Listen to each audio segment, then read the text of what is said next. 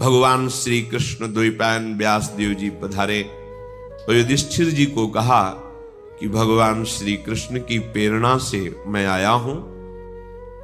भगवान ने आदेश किया है कि हम तुम्हें प्रति स्मृति नाम की विद्या दें। यह ऐसा मंत्र है, अगर इसका अनुष्ठान करोगे तो तुम जिस देवता को जहां जिस लोक को चाहोगे बैठे बैठे देख लोगे। तुम्हारे अंदर दिव्य दृष्टि आ जाएगी और मन की गति के समान तुम वहां पहुंच जाओगे जहां संकल्प करोगे। और ये विद्या तुम अर्जुन को दीजिए। अर्जुन दिव्यास्त्र प्राप्त करे जिससे इस पृथ्वी में जो असुर स्वभाव के जन हैं उनका उद्धार हो सके। भगवान व्यास देव जी के द्वारा दी हुई प्रतिस्मृति विद्या जब अर्जुन को प्रदान करी, अर्जुन समस्त ब्रह्म ऋषियों की वंदना करके देवराज इंद्र की प्रसन्नता से ही दिव्यास्त्र प्राप्त होंगे ऐसी भावना से इंद्रकील पर्वत पर पहुंचे। वहां एक वृद्ध ब्रह्म ऋषि रूप में देवराज इंद्र ही बैठे थे। उनका तिष्ठ तिष्ठ, रुक जाओ, आगे मत जाओ। आगे अस्त्र शस्त्र ले जाने लायक देश नहीं है, यहां सब दिव्य सिद्धों का देश है। तुम अपना ये धनुष फेंक दो, ये तूणीर फेंक दो और सावधान होकर आगे जाओ। उन्होंने कहा नहीं, ये गांडीव धनुष परम पूजनी परम पावन है, मैं इसे तो नहीं फेंक सकता हूं। अगर इसे तुम फेंक दोगे तो जिस लोक का सुख चाहोगे वो सुख हम प्रदान करेंगे। नहीं, मुझे कोई लोक का सुख नहीं चाहिए। मैं जिस हेतु से जा रहा हूं उसमें इस अस्त्र की आवश्यकता है। यहां एक संकेत मिलता है कि अगर आपने लक्ष्य बना लिया है उच्च कोटि का, भगवत प्राप्ति, भजन करना, धर्म से चलना, सत्य से चलना, तो आपकी परीक्षा होगी। उस मार्ग से हटाने के लिए प्रलोभन आएगा। आपको उस प्रलोभन में अपनी निष्ठा को नहीं छोड़ना है। अगर छोड़ दिया तो गए। भय भी आ सकता है, भयानक भय आ सकता है, पर अगर आप अपनी निष्ठा पे रहे तो भय केवल दिखावा होगा, आपको दुख नहीं दे सकता। प्रकट हो गए देवराज इंद्र और कहा, मैं कोई ब्रह्म ऋषि नहीं हूं, मैं त्रिभुवनपति देवराज इंद्र हूं। तुम अपनी निष्ठा में अचल रहे, क्या चाहते हो? तो कहा, मैं आपके द्वारा दिव्यास्त्र चाहता हूं।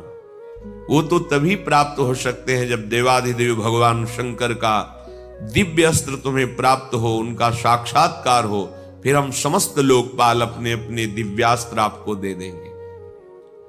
अर्जुन ऐसा सुन ही रहे थे कि देवराज अंतर्धान हो गए। अब विचार किया कि मुझे प्रथम महादेव जी की आराधना करनी चाहिए।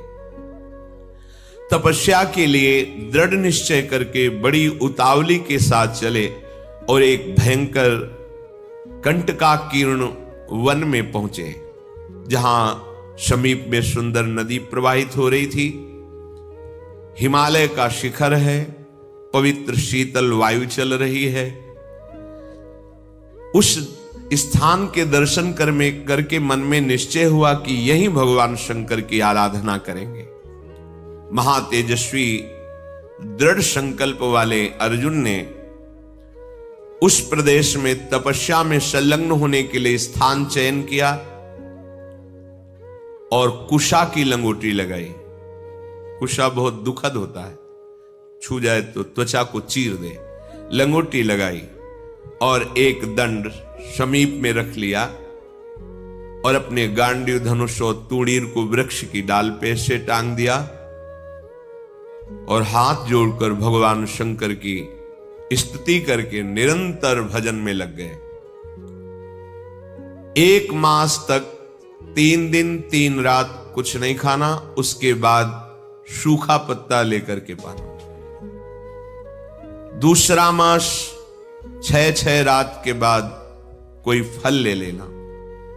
तीसरा महीना 15 दिन 15 रात व्यतीत होने के बाद एक बार कुछ फल ले लेना। चौथे महीने में केवल जल पीकर रहना, फिर जल भी छोड़कर केवल वायु श्वास, बस निरंतर महादेव जी के चिंतन में निमग्न। दोनों भुजाएं उठाए हुए,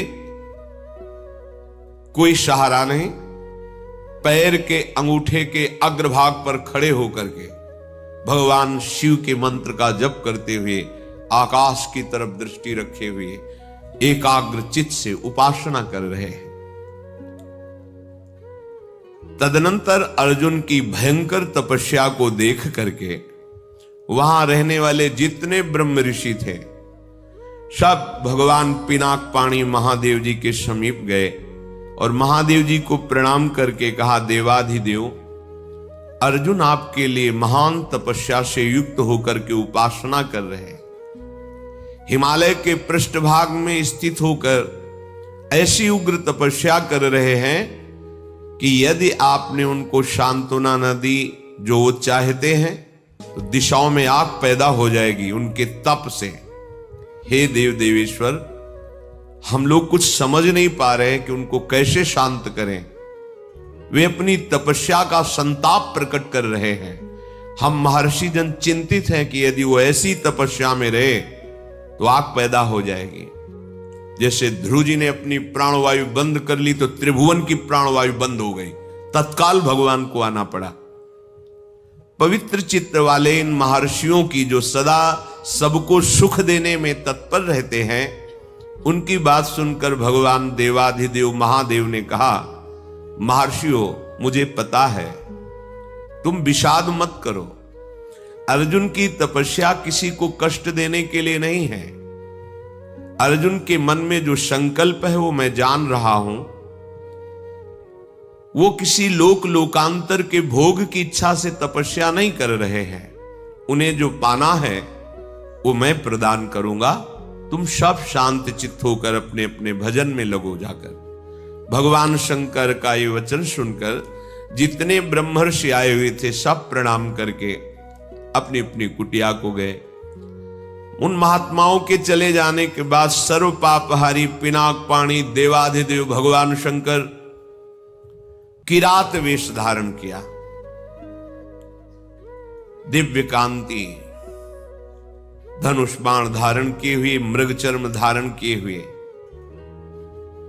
और भगवती उमा भी उसी भेष में साथ में, और साथ में उमा के साथ बहुत सी देवियां और महादेव जी के साथ उनके गण, पर सब किरात वेश में।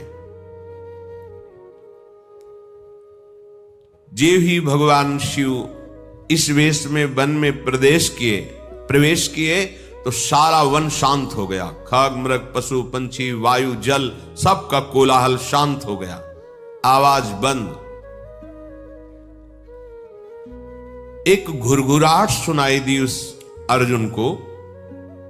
आकाश दृष्टि करके मंत्र जप कर रहे थे। दृष्टि घुमाई तो देखा है कोई विशाल सुअर उनको मारने के लिए तीव्र गति से आ रहा है। तत्काल अर्जुन ने अपने गांडीव धनुष को उठाया और प्रत्यंचा चढ़ाकर टंकार की, जिसकी ध्वनि उस शांत वन में गूंज गई। अर्जुन ने कहा, ऐ शुकर, मैं तपस्या में लगा हूं, किसी को कष्ट नहीं दे रहा हूं, फिर भी मुझे मारना पड़ेगा, क्योंकि तो बिना अपराध के मुझे मारने के लिए आ रहा है। सुदृढ़ धनुष वाले अर्जुन को प्रहार के लिए उद्यत देखकर किरात रूपधारी भगवान शिव ने सहसा रोका। ऐ वीर, इस शूकर को मैंने पहले शिकार रूप में निश्चित कर लिया है, तुम अपना बाण मत चला देना। परंतु अर्जुन ने किरात के वचन की अवहेलना करके तत्काल भयंकर बाण के द्वारा उस शूकर को बेध दिया। जैसे अर्जुन का बाण वैसे ही किरात वेशधारी भगवान शिव का बाण भी उसी जगह लगा। दोनों के छोड़े हुए बाण से सुवर्ण रूप त्याग करके मूक दानों विशाल पर्वत की तरह वो अपने असली स्वरूप में आकर प्राण त्याग कर गिर पड़ा। उसे अर्जुन को मारने के लिए भेजा गया था। जैसे बिजली की गड़गड़ाहट होती है, ऐसे आवाज करते हुए असुर अपने प्राणों को त्याग दिया। शत्रुनाशक अर्जुन उस तेजस्वी की रात को देखा जो कुछ दिव्य स्त्रियों से घिरे हुए थे। अर्जुन ने कहा, तुम कौन हो और यहां स्त्रियों के साथ क्यों घूम रहे हो? क्या आपको मालूम नहीं कि भयावह वन है? और क्या तुम्हें वन के सिद्धांत का भी ज्ञान नहीं है? जब मैंने लक्ष्य संधान कर दिया तो तुमने बाण क्यों मारा? ये मेरे पास आया था, मेरे को मारने के लिए आया था, मैंने इस पर बाण संधान किया, तो तुम मेरी वीरता का तिरस्कार करके इस पर बाण संधान क्यों किया? इसका उत्तर दो, नहीं तो मैं तुम्हें जीवित नहीं छोड़ूंगा। अर्जुन ने ऐसा किरात से कहा। ये मृगया का धर्म नहीं है जैसा आपने किया है।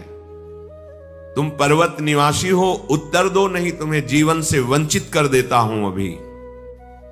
अर्जुन के इस प्रकार कहने पर किरात भगवान जोर जोर से हंसने लगे और कहा, बहुत वीरतापूर्व तुम वाणी भी बोलते हो और वीर भी हो, पर मुझे वन में इसलिए कोई भय नहीं लगता कि यही मेरा घर है। वनवासी हूं, किरात हूं,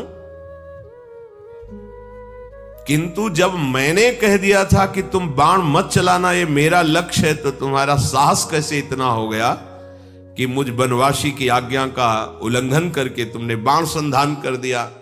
तुमने दुष्कर कर्म किया, ये मुझे पसंद नहीं आया। और तुम जो कहते हो कि मुझे जीवन से हाथ धोना पड़ेगा, तो पहले बल का निर्णय कर लेना चाहिए, फिर बाद में निश्चय होना चाहिए। तुमने हमारे बल का निर्णय तो किया नहीं। क्या तुम जानते हो हम में कितना बल है? किरात वेशधारी भगवान ने कहा। अर्जुन ने कहा, तुम्हारे जानने की हमें कोई आवश्यकता नहीं है, मुझे तुम जान लो।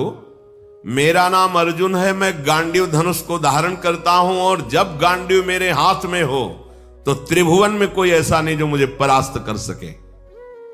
ये हिंसक रूप धारण करके दैत्य मुझे मारने आया था, मैंने इसे मार गिराया, अपराध आपका है। आपने मेरे लक्ष्य पर बाण क्यों मारा? किरात वेशधारी भगवान बोले, मैंने पहले रोका था और बाण संधान करके मैंने मारा है, और तुम मेरे सामने वीरता की बात कर रहे हो, इसलिए लगता है कि मुझे तुम्हें दंड देना पड़ेगा। अर्जुन ने कहा, ऐसा कौन है त्रिभुवन में जो मुझे दंड दे? हमें लगता है कि तुम्हें प्राणों से कोई प्यार नहीं है, तुम्हें प्राणों से हाथ धोना पड़ेगा। भगवान ने कहा, तुम्हें बल का घमंड है क्या? तुम दूसरों को निर्बल समझते हो क्या? हमें लगता है तुम्हें शक्ति का और बल का गर्व है। तो धैर्यपूर्वक हमारे सामने तुम अपना बल प्रदर्शन करो, मैं खड़ा हूं। पर जब मैं बाण छोड़ूंगा तो तुम खड़े नहीं रहोगे। किरात की ये बात सुनकर अर्जुन को बड़ा क्रोध है कि एक वनवासी किरात हमको ललकार रहा है। तत्काल भगवान शिव का ध्यान करके बाणों का संधान प्रारंभ किया। जितने भी बाण जा रहे हैं उस कोई घाव नहीं पैदा करे, सब लीन होते जा रहे हैं। और बार बार किरात कह रहे, और संधान कर। अर्जुन को समझ में नहीं आ रहा कि आज तक तो ऐसा नहीं हुआ।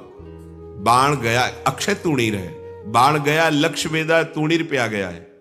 ये तो लीलता जा रहा है। बाण जहां जा वो अंतर्ध्यान उन्हीं के शरीर में होता जा रहा है। अर्जुन ने बाणों की वर्षा, झड़ी लगा दी।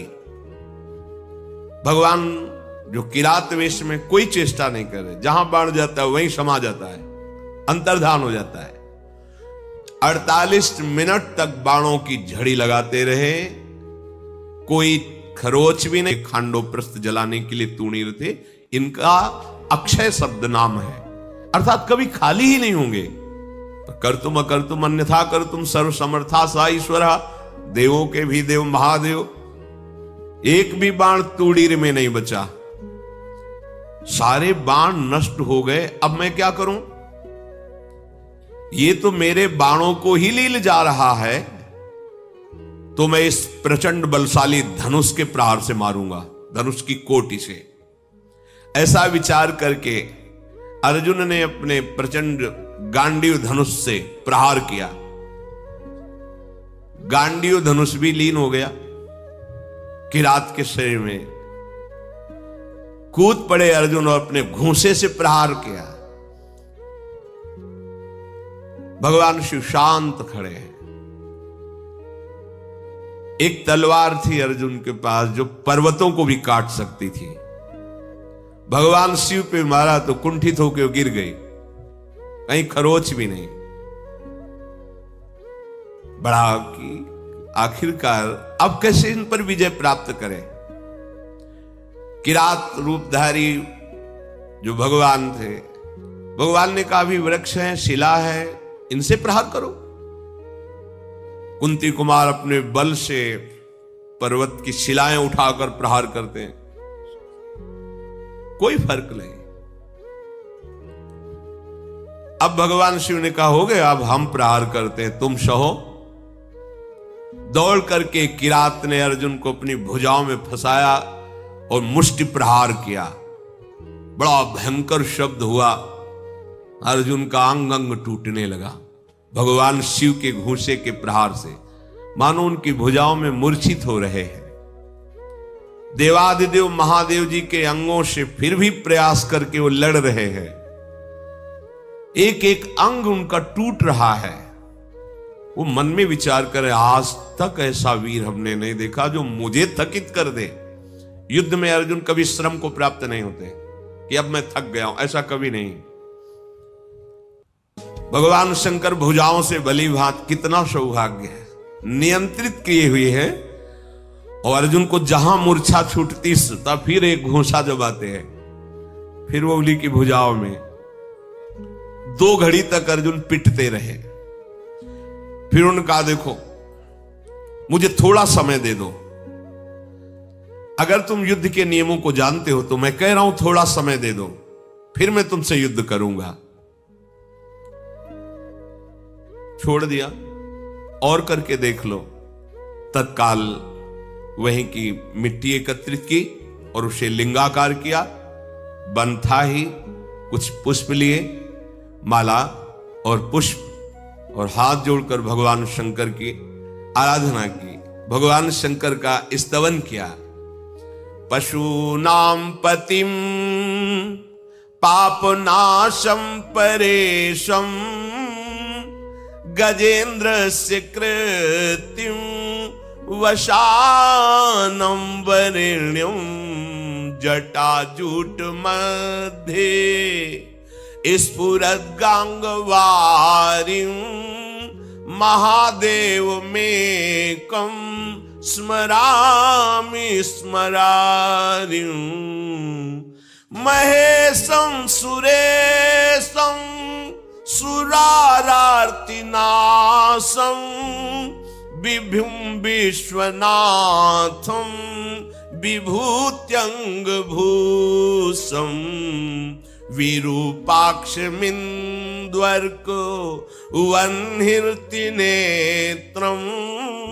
सदानन्दमीडे प्रभुं पंचवक्तं गिरीशं गणेशं गले नीलवर्णं गवेन्द्राधिरूढं